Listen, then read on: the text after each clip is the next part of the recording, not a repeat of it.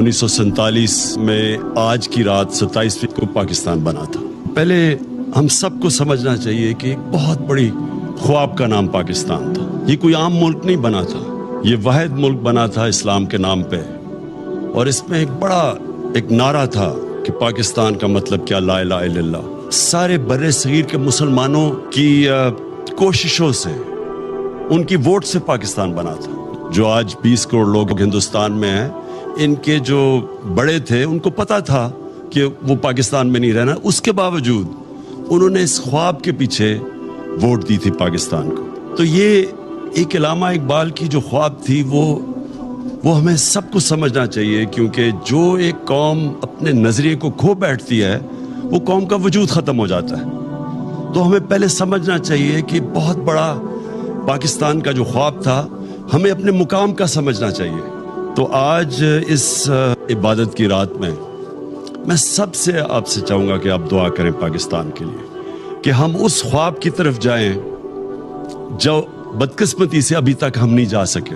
یاد رکھیں، ہمارا جو قرارداد مقاصد تھا اس میں واضح تھا کہ پاکستان نے ایک اسلامی فلاحی ریاست بننا تھا، اور وہ مدینہ کی ریاست کے اصولوں کے اوپر کھڑا ہونا تھا۔ وہ جو تھی مدینہ کی ریاست، وہ ایک نبی صلی اللہ علیہ وسلم کی سنت تھی کہ اللہ نے ہمیں حکم دیا تھا کہ ان کے قدموں پہ، ان کے شریعہ پہ، ان کے راستے پہ چلو۔ تو مدینہ کی ریاست ان کی سنت تھی، اور وہ کیوں اللہ نے ہمیں حکم دیا تھا؟ کیونکہ وہ ریاست نے بنیاد رکھی تھی دنیا کی سب سے عظیم سویلائزیشن۔ مسلمان نے کئی 100 سال دنیا کی امامت کی، ہر طرح سائنسدان بھی ٹاپ مسلمان تھے، ہر کلچر میں، تہذیب میں سب سے آگے تھے۔ تو اس کی بنیاد رکھی گئی تھی مدینہ میں۔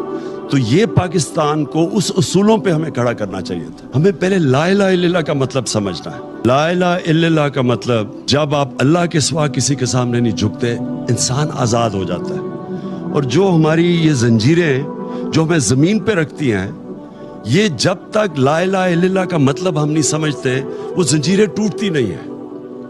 تو ایک انسان اپنے پورے مقام پہ نہیں پہنچ سکتا۔ سب سے بڑی زنجیر ہے خوف کی زنجیر، موت کا ڈر کہ جی مجھے کوئی ذلیل کر دے گا۔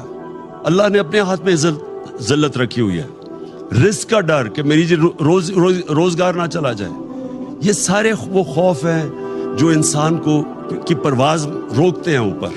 تو جو چیز انسان کو روکتا ہے اپنے مقام پہ پہنچنے کے لیے، وہ لا الہ الا اللہ ایک ایسا چیز ہے جو سب کچھ توڑ دیتا ہے، وہ زنجیریں توڑ دیتا ہے۔ وہ جو ہم نے بننا تھا، اس راستے